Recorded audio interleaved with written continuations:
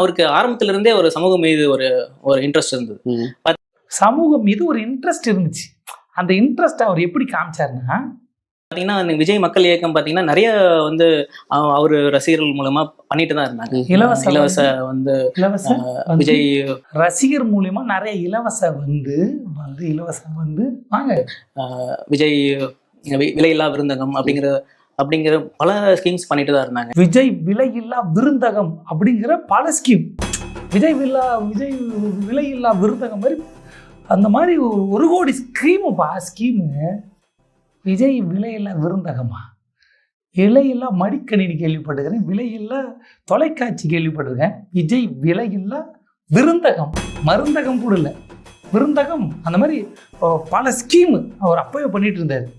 இவர் தான் அப்பத்துலேருந்தே ஃபாலோ பண்ணுறாரு.